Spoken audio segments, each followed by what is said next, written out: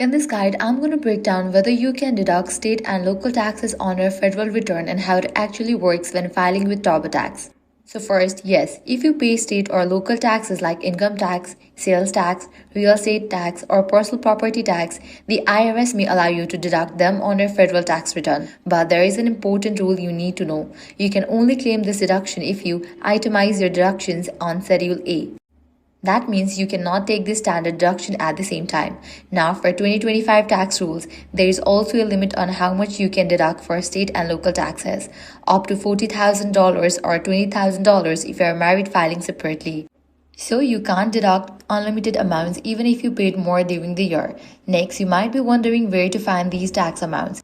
If you are an employee, your state and local taxes are usually withheld from your paycheck and shown on your W-2 form. If you are self-employed or a freelancer, you might see estimated payments or withholding reported on forms like 1099. You can use these documents to calculate your total deduction. Here's something important. You can choose between deducting state and local income taxes to your state and local sales tax, but not both. If you live in a state with no income tax or spend more on sales tax, you might choose the sales tax deduction instead. You can either estimate it using IRS sales tax tables or calculate it based on your receipts.